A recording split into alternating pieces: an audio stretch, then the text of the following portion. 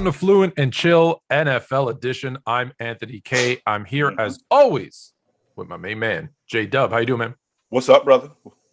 Listen, we have a lot to talk about, and listen, for me, it's going to get a little heated because there's a topic that we're going to talk about that I feel very strongly about, and it drives me nuts when we talk about a topic and people try to change the topic, try to change the narrative, try to change what we're talking about. And I'll give some examples. Obviously, I'm talking about Aaron Rodgers, and we're gonna talk about that.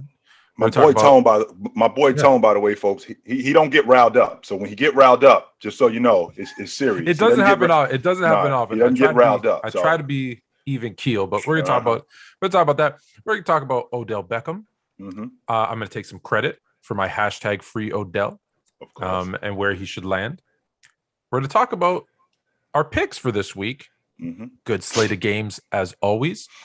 I'm going to ask you about some interesting kind of, for lack of a better term, bubble teams. But before we get into all of that, remember to subscribe, set the reminder so you don't miss an episode of Fluent and Chill NFL or NBA edition on Wednesdays, or Monday Night Live, 8 p.m. with me and Jermaine taking your questions.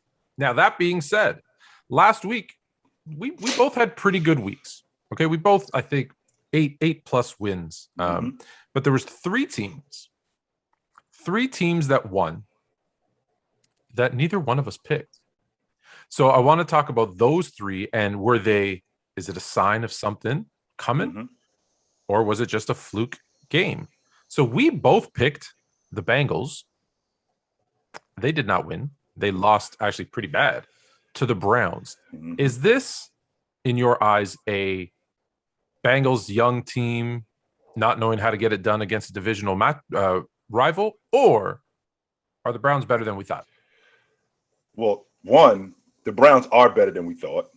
Actually, they're not better than we thought. They're better than what you thought. Okay, let's make sure we get that clear. Let's be clear. I really like the Browns. I don't like their quarterback. No, Tone. See, that doesn't work. Tone. Our team can't be good, and our quarterback can't be the worst quarterback in the league. That doesn't work. No. Right, fair enough. Okay, so no, you were not feeling them, and that's fine that you weren't. But I think they won because of the running game. I had them, and that had a lot to do with it. Absolutely. Okay. I had them picked to win the AFC North when we first started this. I had them picked to win the AFC North, and I'm looking at what Cleveland is doing, and with Baker back, and I don't know if it's the Odell missing in action, and they look like they had a groove. Their meat and potatoes is their running game, Tone. No question about it. If we got Baker throwing the ball 35, 40 times, that's a recipe for disaster.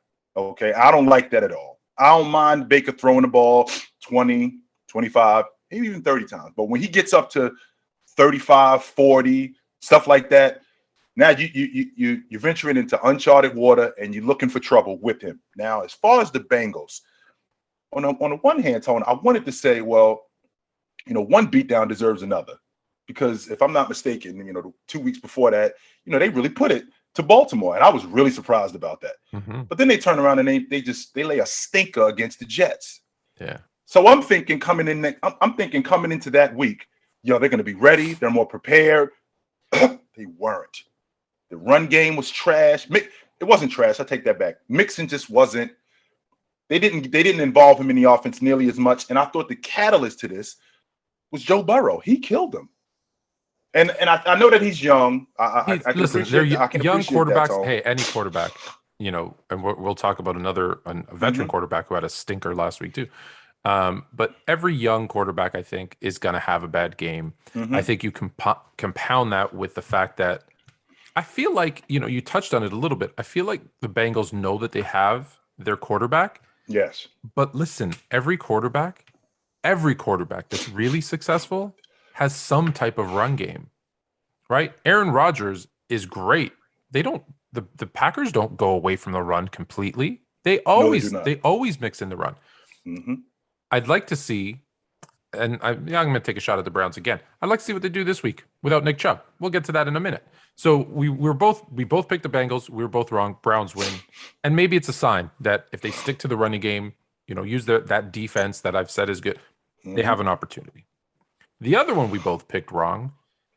And I'm surprised because I rarely pick the Cowboys, but we both picked the Cowboys thinking the Broncos are kind of going in a different direction, after trading away Von Miller. And then the Broncos come out and play a great game, and Dak doesn't look good. Right. And I screwed that up, Tone. And the reason why I screwed that up is because I was looking at what Denver was doing, and I didn't recognize, and I didn't say anything about it. I don't know why, but I'm looking at the Cowboys, and Dak hadn't practiced or played in 2 weeks. That Denver team, they got a top 5 defense, and Dak has got to go against these guys having no preparation, no reps with the first team for 2 weeks, and we're going to throw him out there. He was missing throws that 2 weeks before that, before he got hurt. He makes those throws. No, those were routine throws for him. So he hadn't played in 2 weeks. He didn't look solid. He didn't look good at all. And I definitely screwed that one up. And I wasn't surprised by how Denver came out because, like I said, in terms of their defense, I know who they are. But it was more me not recognizing that team goes as Dak goes. And for him to miss interesting. 2 weeks, it's really interesting with the Cowboys because one, hey, Dak comes back from injuries and just plays well. So I just assumed he'd be back in his groove. He knows, he knows his team. I didn't think he needed the reps. Apparently he did. Yes, but it's interesting that you say they go as Dak goes because it seems like if Dak's not having a good game, they can't run the ball either. I don't get that. It's like Ezekiel Elliott is somehow connected to Dak's arm. Yeah, right. So they lose that one. And the other one, I think of those two, I think people were probably split on those games. I don't think it was crazy to pick the wrong team. I bet you everybody got this one wrong. The Jags. Everybody was picking the Bills. And I think, look, it was just a bad game. Every team has just a bad game. Am I oversimplifying it? Are the Jags somehow, or are the Bills in trouble? Do you see something in the Bills that needs? I think you're undersimplifying it, Tone. They shut them out in the second half. Shut Buffalo out in the second half. No points. And nobody's talking about that because it's Jacksonville and how bad they are. That defense was stout. Now, did I see that coming? No. Buffalo is the class of the AFC East. They're a Super Bowl contender. There's no way I'm thinking that they're going to lose to a team in Jacksonville who's virtually last in everything. There's no way. But you and I have discussed this in the past. On any given Sunday, anybody can win. And that's what happened. And I was surprised at how Jacksonville's defense they shut the door on Buffalo. I'm talking about they had Josh Allen on the run constantly, and that's when he's at his worst, to be honest with you. When he's on the run, he's got to make decisions where he's throwing across his body. He's not very good, as opposed to when he gets to sit in the pocket and shift left and shift right, he's a lot better. Jacksonville had him off balance the entire afternoon. When will quarterbacks learn when you're falling to the ground, either hold the ball and take the sack or throw it out of bounds? Why do they always seem to, like another one where he's going down and he just throws it right into the defender's hand? Like I see that almost every week, if not every week, by multiple quarterbacks, smart quarterbacks, right? Carson Wentz does it. Stafford does it. Allen does it. I see everybody. And I just think, I don't know. I don't get it at this point, how that's not just ingrained in your kind of DNA not to do that. I get it. They have faith in their arm. They think they can make every throw. That's what makes them great quarterbacks, I guess. I do want to go back and just hit on one thing, and then we're going to jump into this week. I was on, as you know, every week I do Player's Choice Gridiron, Tuesday nights at 9 on Twitch. That being said, one of the things we talked about was the locker room in Cleveland. So I'm going back to that first one with, there was, you said this multiple times. You said there's an issue. There's something wrong between Baker Mayfield and Odell Beckham, and not just on the field. There's something there. That obviously, I think, and we've both been in locker rooms enough to know that spills off into other players, and the locker room can get divided. Yes, it does. What I think I saw last week was hey, we were divided. Odell team Odell, team Baker. When Odell's gone, you have no choice but to kind of shift over to Team Baker, and they did seem more harmonious, right? They did seem more in sync. So I guess sometimes there is addition by subtraction. All right, so I want to ask you now about some bubble teams here. Actually, no, let's stick. Since we're talking about Odell, let's stick with Odell. So Odell's gone. Cleveland seems happier without him. Two questions, because they could be different. For me, they're different. Where do you think he signs now that he's officially a free agent? And where, if a different team makes the most sense, where is he the best fit? Well, he's not going to go anywhere where they're losing. All right. So just to get the ball or just to be more involved in offense, he's not going to do that. So I think Kansas City is out. Even though I like him in Kansas City and he could help them tremendously, I think Kansas City is out. I think Seattle is out too, because they're at the bottom of the NFC West, and I don't think that they have a shot with even with Russ coming back. I don't think that they have a shot. That division is way too tough. Right. So the only place that I'm thinking would be Green Bay, and I think in Green Bay, Aaron Rodgers, not only would he make a conscious effort to get him the football, he enhances their offense, because now in addition to Devontae, now we have Odell, who opens up a different dynamic with what they're doing. Now, I don't think he would be a disruption, because I think Aaron is the bigger personality. So I don't think that he would be a disruption, but I do think that he would help them out tremendously with he's one of the better route runners in the game. And I think that also, Tone, you look at what he's done in Cleveland, people think he was washed. And that was the same narrative with Randy Moss when he was with the Raiders. The Raiders, yeah. Yeah, that was the same. But when Randy got with a all-time great quarterback, I mean, Brady threw 50 touchdowns.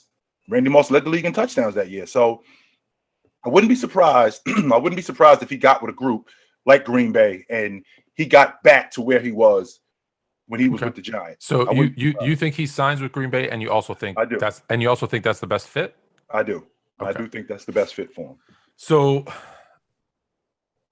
I believe I'll start with the fit. 49ers too, Tom. I'm sorry. I think the best fit for him is the team that you actually just mentioned that Randy Moss went to have a resurgence of his career. Mm-hmm. The Patriots do not have a number one receiver.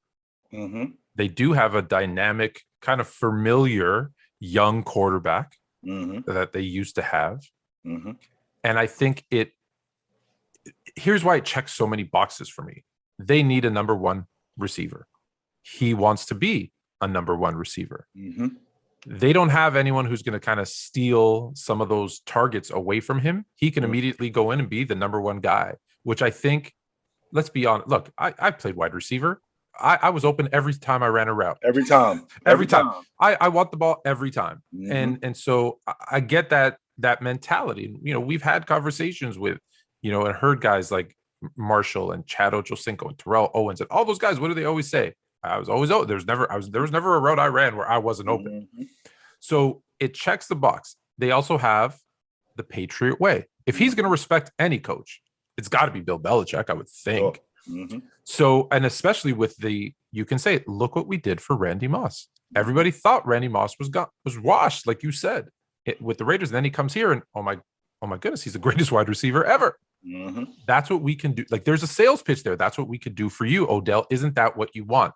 Yep. Do you want to go to Green Bay and always be in the shadow of Devon? Like, you didn't like being in Landry's shadow. Now, let's be honest, he was. You want to be in Devontae Adams' shadow? That's a much bigger shadow. Way bigger. You want to go to, you said San Francisco. Okay, well, they got Deebo Samuel, George Kittle. There's, you're not going to get those targets. Go to, Seattle was rumored. He'd be what? The third receiver behind DK Metcalf and Tyler Lockett? Right. So there isn't really, in my eyes, a better fit for him. A better fit for him than with the Patriots, because it checks all that boxes of number one receiver, gets the targets, established coach, good culture where he can thrive. And I think they need him too. The other thing is, let's not forget, people, I know that their schedule is their schedule, because people will attack me for that. But if you look at the records, Buffalo's 5-3. The Patriots are 5-4. Mm-hmm. They got a shot at this thing. They're not out. They're not out. So not out. You bring in a guy like that can open up the playbook for them a little bit, right? Mm-hmm. Now when you have kind of that, listen, I know he's not a superstar, like workhorse back, but you got Damian Harris, you got the tight ends. Now you got a deep threat. Offense all of a sudden looks a little bit more open. Right. And you know Belichick can write up a script, and that defense starting to play better. Right. Started to play better. So I like him there. The reality is, I think he does sign with the Packers. Yeah. And that's where I think he goes. But I got questions about the Packers. Now, we already know what's happening to Aaron Rodgers. He's just going to get a little fine, which you're not happy about. I'm not happy about it because I said this to you before. If I lied on my resume, I'd get fired. On the spot, Tone. Like, this isn't a discussion. This isn't why did you do this and we got to let you go. Yeah, it's done. It's an integrity issue, sure. And so, when so I put it out there onto social media and I said, hey, at minimum, there needs to be a suspension and a much larger fine. It's his responsibility. I get it. Listen, I hear the narratives. Well, the NFL must have known. His team must have known. They have his medical records. Right. Shame on them. If they knew, and it's just because, well, it's Aaron Rodgers and they didn't do anything about it, shame on them. And I think they should get, the Packers should lose a draft pick. They should get more than just a fine. But with all due respect, he's his own man. Mm-hmm. He made a conscious decision to outsmart the media and say I'm immunized, but then go about his business as if he was vaccinated. Right. There was different protocols. Now, the narrative that's trying to get spun on me is that, well, it's his body, it's his choice. He's a hero. Do you know that someone compared him to Rosa Parks? I did hear that. Yeah, I literally lost my mind. Mm-hmm. And here's the thing. It's not the same because I actually have more respect for Kyrie Irving right now because he came out and said, I'm not doing it. I'm not doing it. I don't believe in it. I'm not doing it. Mm-hmm. Okay. If I would have supported like I do Kyrie. Whether I agree with you or not is not the point. And I keep telling people that you've never heard my opinion and I'm never going to give it because it's my opinion. Right. I will applaud you standing up for what you believe in, even if I disagree. I applaud Kyrie Irving. He has a stance. He's sticking to it. What Aaron Rodgers did was not that. He was a coward. I'm putting it out there right now. Aaron Rodgers is a coward because he didn't come out and say, this is what I'm doing and this is why. No, he said, I'm smarter than you. I'm immunized, and made everybody. Now, shame on the reporters for not asking a follow-up. There's a lot of blame to go around for not asking the right questions. But he's a coward. He didn't stand up. He didn't stand up for anything. Yeah. I'm immunized. Let's be clear about this, Tone. I'm immunized, but that was in kindergarten when we had. Yeah, we all got. Yeah, for the most part, we all got immunized. We had, in order to go to school, we had to get our shots. And that was in kindergarten 40-something years ago. So that's that's not the same thing at all. But with that being said, I don't know what the harm in would have been if he would have just came out and said right from the beginning, no, I'm not vaxxed. I would again, listen, have you ever heard, did I say anything negative about Cole Beasley? No, you did not. Why? Because he came up and said, this is what I believe. I might think he's crazy. I might think he's right. It doesn't matter. I applaud the fact that he has, he believes in what he believes and he's sticking to it and he's open about it. Right. So again, I'm just going to reiterate. So that's what bothers me about Aaron Rodgers, that he didn't come out. He wasn't upfront about it. He acted as if, so let's be honest, he wasn't wearing his mask. He wasn't doing, the NFL has very strict policies. If you're vaccinated, you could do this. If you're not vaccinated, you have to do that. That's it. And he went down that path. So it wasn't just that he, the play on words, he also acted as if, right?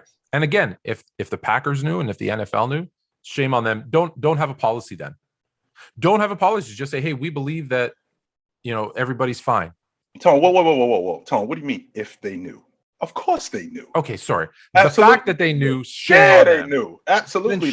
Then shame on them. Because again, I'd rather them say, hey, we believe this is over and the worst is, and we've got, these athletes who are in great shape and it's not going to affect us. So we're not going to have different rules, whether you're vaxxed or unvaxxed. Okay, I also will support that if that's your decision. Right. This middle gray ground where, because let's be honest, I think I saw, and I'm not going to get the numbers exactly right. CeeDee Lamb was fined $20,000 for having his shirt untucked.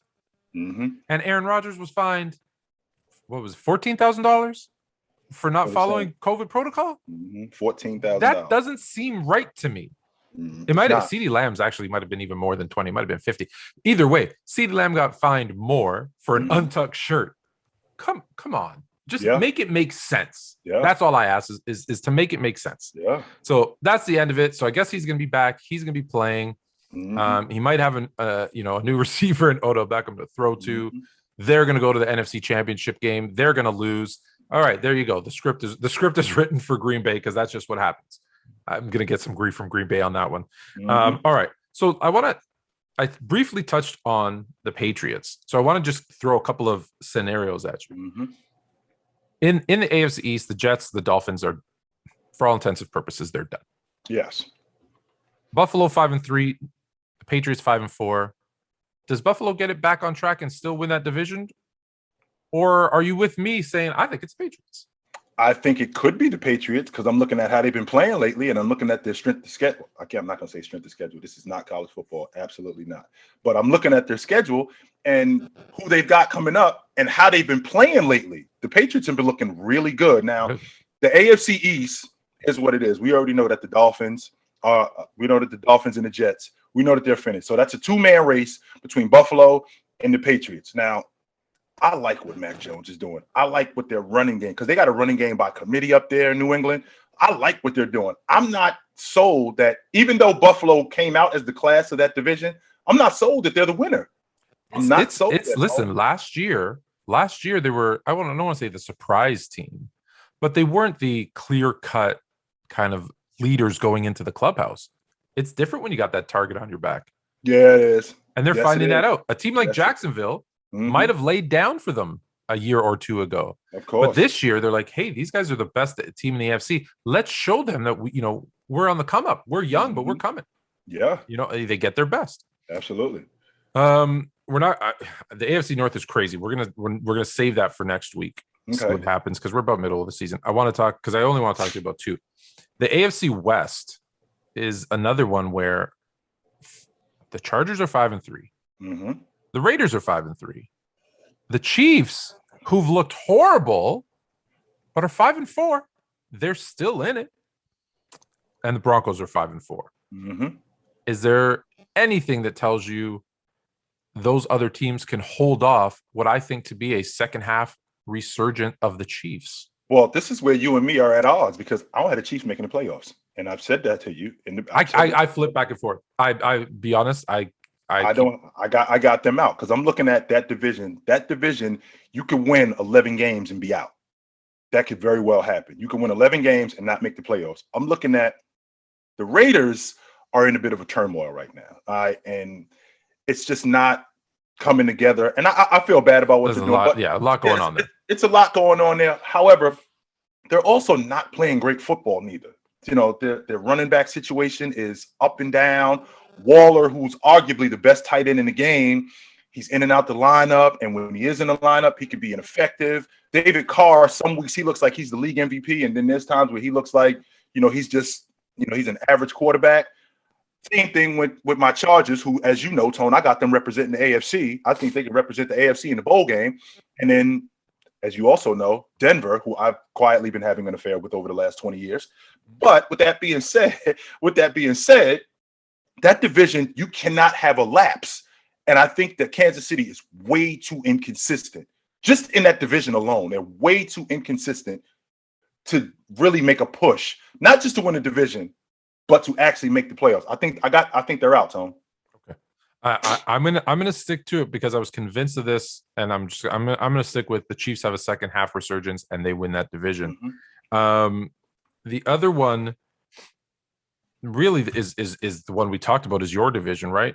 Another, let's be honest, I hate to say this, but Seattle and the Niners are probably out. Okay. Let's call it right what it is, Tom. I think we're out. We got to play the Rams twice in the next 3 weeks. We got to play Arizona again, and we got to play Seattle. I think we're out. That's tough. Yeah. So it's really Arizona and the Rams. Can Arizona hold them off? Or did the Rams do enough with really the addition of Von Miller? Because I teased this earlier. Matthew Stafford had a horrible game. He looked like Detroit Lion Matthew Stafford. That's exactly is that. Are we going to start seeing more of that, or was that a blip?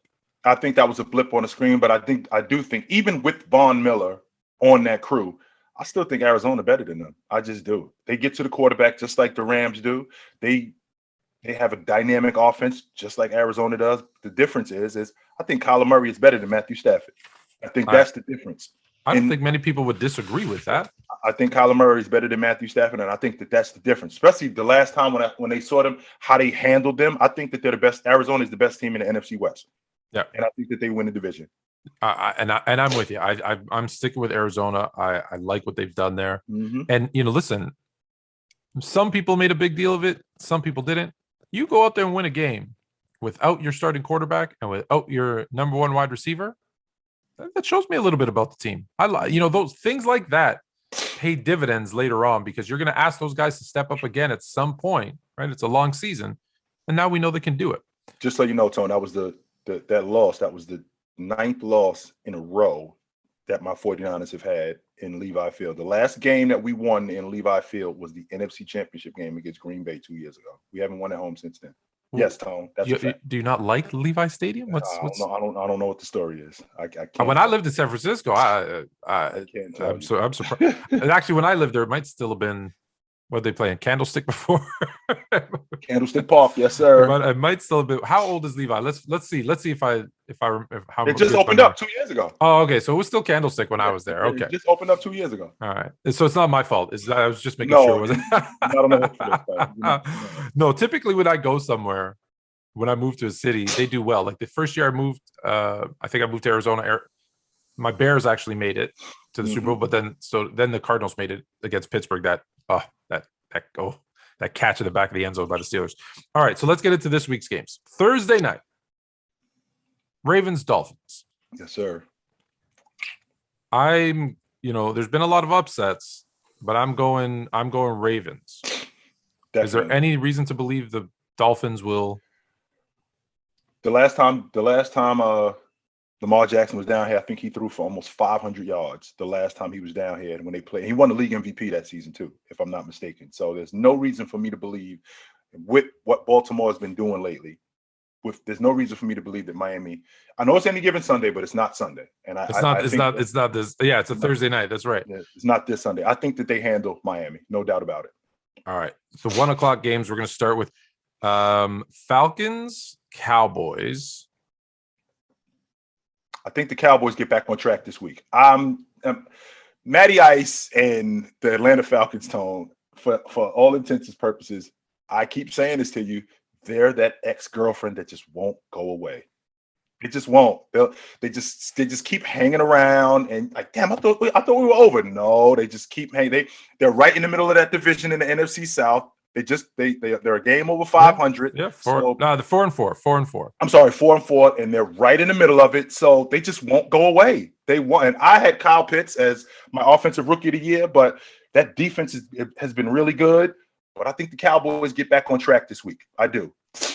I think they get back on track. I am with you, but I do think it's going to be a high scoring affair. Mm-hmm. It could be something 37-34. Yeah, it's going to be one of those. Yeah. Mm-hmm. All right, Saints, another team in that NFC South.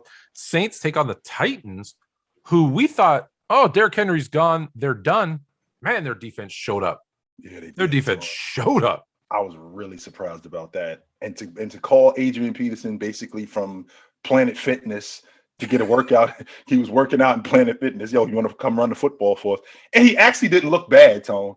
He didn't look bad. Considering the circumstances, yes, right. He did not look bad. He didn't look bad. So I think he gives them a dynamic. Let's be honest. AD is, all day is an alien, right? Like he's not from this planet.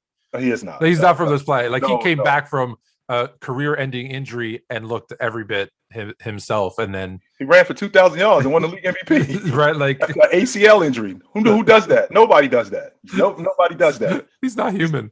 Right. Nobody does that. I think that I'm looking at what Tennessee is doing with their defense. I'm looking at what Tennessee is doing in terms of their offense. I like when Ryan Tannehill is underneath and he's got short routes. That's where he's the most effective. When you start getting him throwing the long ball, that's when it gets tricky with him. When he's going 25, 30 yards down the field, that's when it gets tricky with him. But I do think that they handle their business this weekend.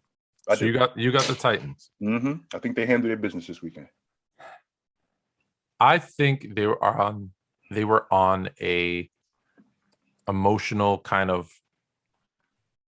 charge last week because everyone said, listen, they have no shot because they've now lost Derrick Henry. I think this week they come back down from that high a little bit, and I think the Saints sneak one out.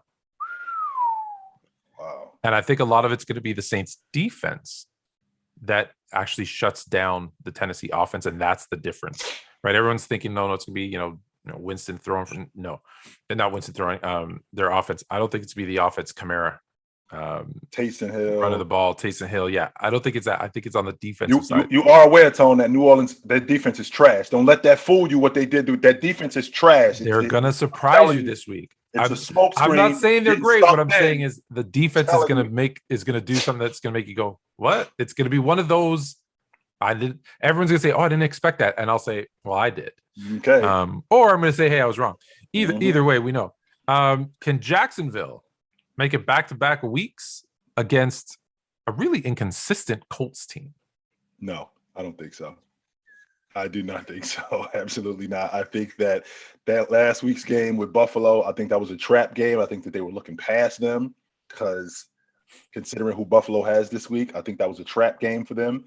And I think that Jacksonville, they come back down to earth. That defense wasn't bad. I think that defense was awesome last week. But as much as I don't trust Carson Wentz from time to time, I do think that they deal with Jacksonville this weekend. Absolutely.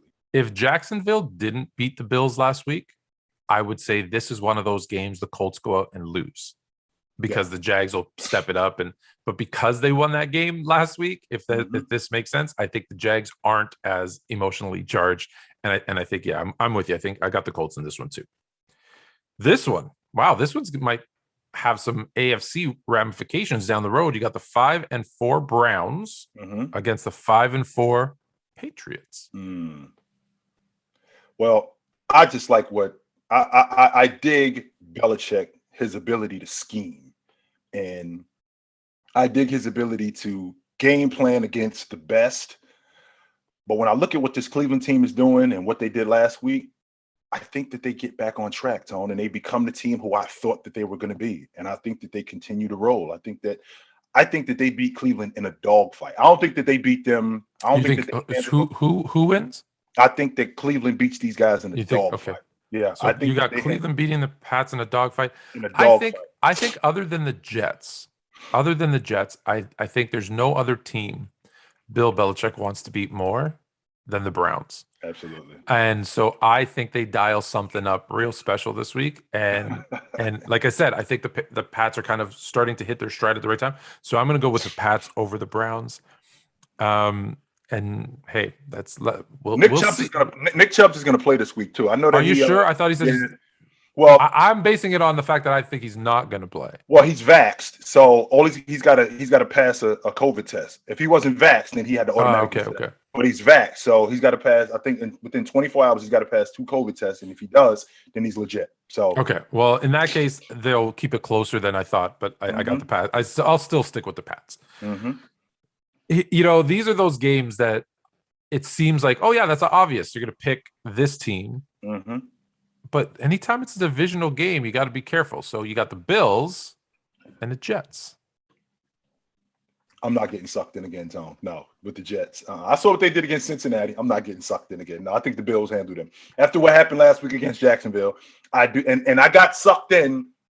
I got trapped a week ago when Cincinnati with the Jets. I don't think the Bills fall into that trap this week. I don't. I think that they come out and I think that they handle the Jets. Even though Mike White has looked really good. In fact, not only has he looked good. Is he going to play this week? Because he got injured last week. Yeah, he did. But I'm thinking about Mike White, Tone, and I'm thinking to myself, New York, it might have been a good idea to sit Zach Wilson and let him sit behind this kid and let him learn. Because I think that they got a better opportunity to win. But who's this with Johnson guy that came in when White got hurt? He looked really good too. Right. The third string quarterback. Like, how do they both look that good? Right. Like is it just I bet you if the Jets just played all their backups, they might be a better team. They might have a better shot. They might have a better shot. Listen, if your depth chart is that wrong, that your second and third string are better than your start, like who knows Go deep into that practice squad and see what you can put What together. else you got? I'm also on the Bills. I don't think they lose back-to-back games. If they lose back-to-back games to the Jags and Jets, then the Patriots deserve to win that division because that would be a terrible. And we got to take them off the contender list too. We have to. Oh God! Oh yes, we have to take them off the contender list. Yeah, absolutely. They slide right down to wild card. Hey, maybe. Yes. Mm-hmm. I was gonna try to make an undefeated joke, but I saw a post, I think on Monday or Tuesday. Mm-hmm. The Jets 24, or not, sorry, excuse me, the Lions 24, the bye week 27. Yes, they even lost on the bye. So we've got the Lions and the Steelers.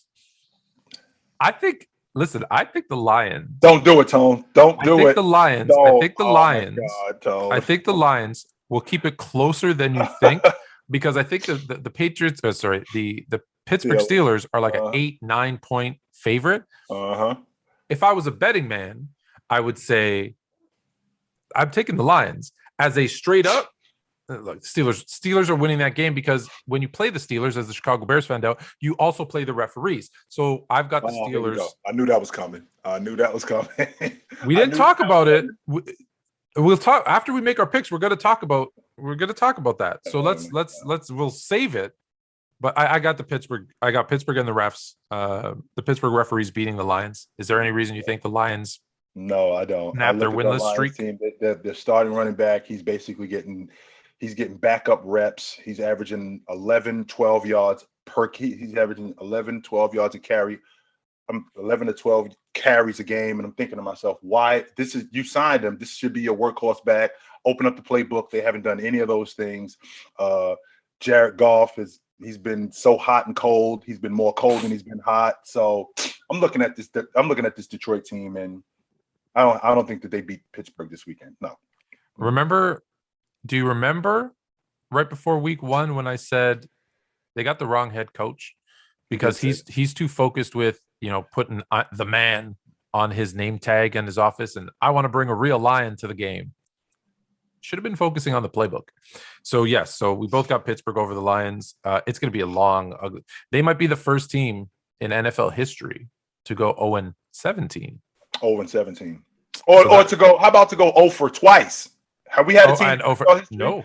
To go 0 for. Well, let's see. I think you got the Browns and the Lions. Right. That's it. And Tampa Bay, they lost 26 straight, but they didn't go 0 for 2 in 2 years. Yeah, they had. I think they were 1 in whatever. Yeah. They might be the only team to go 0 for twice.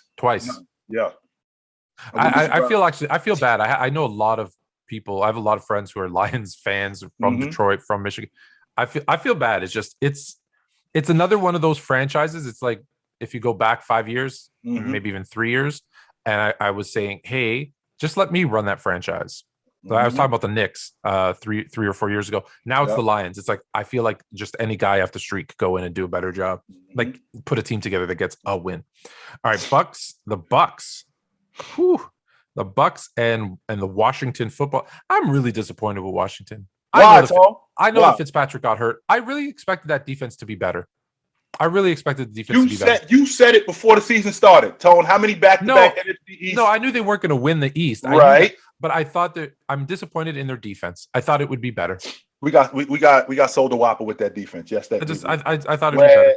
And we with Sweat and those guys, we got sold a whopper, and I thought that they were going to be better, and they're not. They're not. They're not. So I think the Bucks show us that they're really not that good. Yeah, they're not. Yeah. Okay.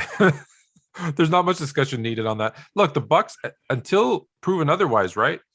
The Bucks are still the favorites in the NFC. They're the defending champs. I know the Cardinals have a better record, and the Rams have a better record. But what have I told you, Tone, about same thing I told you about Milwaukee? I told you that the road to the NBA championship goes through Milwaukee. I see what Brooklyn is doing. I see what the Golden State is doing. The road to the bowl game, you got to come down to South Florida. You have to. If you're trying to get to the bowl game, you got to come see Brady. That's right. Yeah, exactly. So we're off to the 4:00 games. We've got the Panthers 4-5. So they started off 3-0. They lose a few against the Cardinals.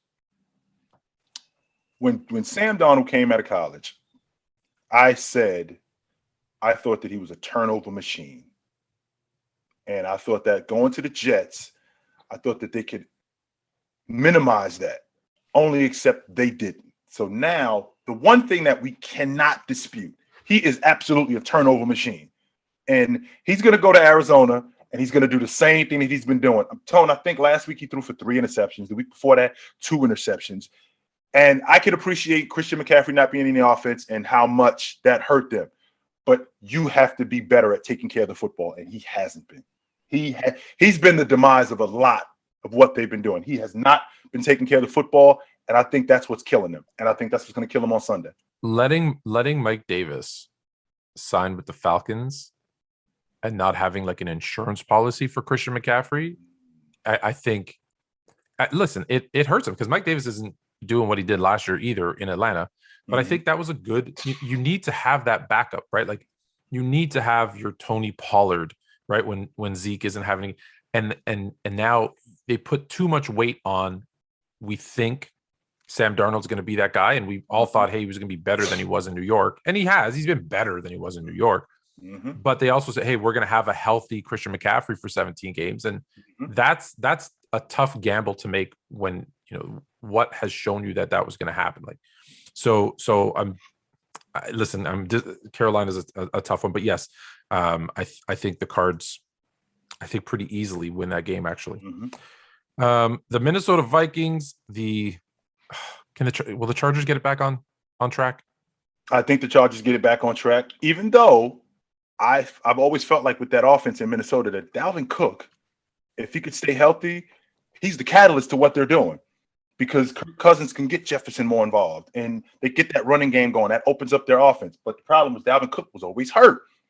But now he looks like he's getting back into his groove. He 17 for 113 last week. So if he could stay upright, I think that they have a shot. But ultimately, I think that the Chargers handle them.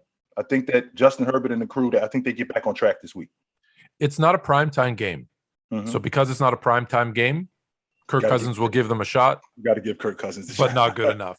Not going to give Kirk Cousins a shot because it's not prime time. See what I did there? Yeah. All right, but yes, I'm also going with the Chargers. Eagles and Broncos, I think it's going to be closer than people think. But in the end, I think Denver's defense is just way too much, and Denver kind of takes this one. Philly has gotten better every week, though, Tone. I know. I'm looking at what they're doing in terms of their offense. I'm not Justin. I'm sorry. I love Devontae Smith. I love everything about him. Jalen Hurts looks like he's getting better every week. That defense it looks like it's improving. So it's one of those. Philly is one of those teams where like you get to game 17 and they're like 1 or 2 games out, and you're thinking, if we had another game or 2, we might have a legit shot. Or you look back at a couple ones that they let slip away. Right. So, but ultimately, I'm going to pick Philly this week. You pick Philly? All right. I'm picking Philly this week. Yes, I am. All right. See, I like that one. All right. The Seahawks, who do get Russell Wilson back against the Packers, who I believe Aaron Rodgers will be playing, and have Devontae Adams will be back. Much to the chagrin of my man Tone right here. He's not appreciative of that. I don't like it. I really enjoyed watching Jordan Love. If we could have Jordan Love from the beginning of the season, the Bears might have had a shot at this division. Prior to Utah State. So Seahawks and Packers, is Russell Wilson enough? Is Russell Wilson enough to get by the Packers? I mean, he hasn't played in over a month, and he's got to get. He's just started taking first team reps this week. So I think he's got a lot of rust for all intents and purposes. And I think that Green Bay handles them. They get their offense back on track, and I think they handle them. Especially getting Devontae and Aaron Jones and these guys back acclimated to what they're doing. Absolutely. They get rolling again. It's funny with Jordan Love, I don't feel they ran the ball enough. And that was interesting. And I think, and I look at it and I think, well, hold on. When Aaron Rodgers is in there, you start with the run, and it sets up all that great play action and Aaron Rodgers taking those deep shots. Why wouldn't you do that for the young guy? I found it interesting. So that being said, we're going to move to the last 4:00 game. I love every divisional matchup. I feel like there's an extra added intensity in those games, especially when the teams are 5-4, 5-3, fighting for the division. You got the Las Vegas Raiders against the Kansas City Chiefs. Raiders, like we said, look like they've got a bunch of distractions, which they do. Can they pull out a win against the Chiefs? Even the two Chiefs have won in a row, haven't been in dominant fashion. They've squeaked out some wins the last couple of weeks. But do you think can they get the win in against the Raiders, or do the Raiders? Let me ask you this question, Tone. How many wins is it going to take to get into the playoffs? Into the playoffs? In the AFC, if you're in the AFC, how many wins is it going to take? Playoffs? Are we talking playoffs? We are talking playoffs. How many wins is it going to take? 10. So 10 wins gets us in. That means 10 in a tiebreak. 10 in a tiebreak. 10 in a tiebreak. That means it's going to be like I think like last year. That means Kansas City got to win of the net. We're in week 8, so they got 8 more games. So they got to win 5 of their next 8 games. I don't think this is the 5th. I don't think this is 5 of their next 8 games that they're going to win. I think that the Raiders handle them. I know that they've been squeaking wins out, but Travis Kelce is the only guy on that offense, and he hasn't been playing great. Who's been playing decent? Patrick Mahomes still leads the league in interceptions. That offense sputters, and that defense, which I saw that they only gave up 7 points to Green Bay. That's because that they had a quarterback who hasn't played in 2 years. I think that's going to be different. So, since you brought that up, I like bringing up interesting stats.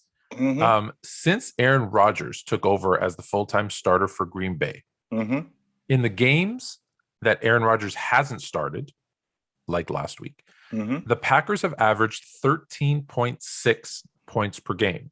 Oh my God. That is less points per game than the 0-16 Lions and the 0-16 Browns. Which means that if Aaron Rodgers is not playing, you're not winning. You just chalk up that loss. So yeah, I'm not giving them credit for holding Jordan Love and the Packers to 7. However, I do think, like I said, I think this is they got those, I don't know if it's like that monkey off their back. They got a couple of wins. They're in it.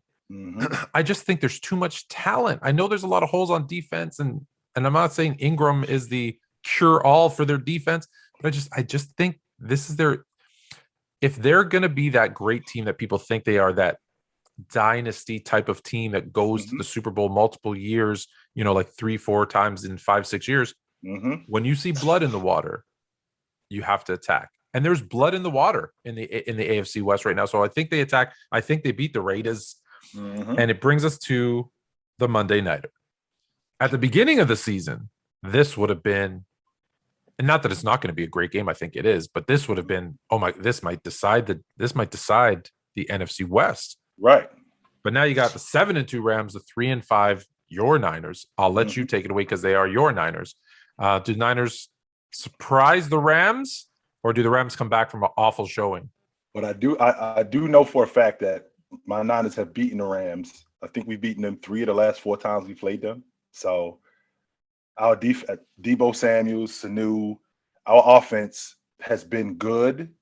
Jimmy G's decision-making has been a catalyst to what our losses have become. And, them getting Von Miller back looks like they're going to be serious. But I think my 49ers, I think we handled them dudes this weekend. I do.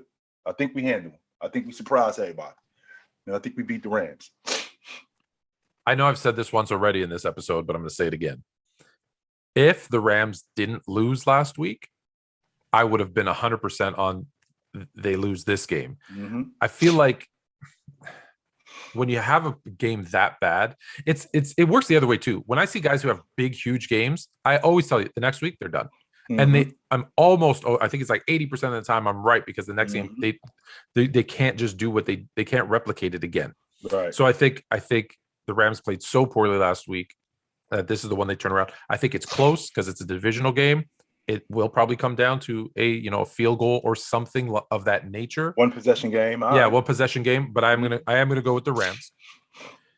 And we'll see. We're keeping track of these now. We did, like I said, we both did really well last week. So we'll see how we do this week. I want to end the show. We talked about it briefly there a second ago.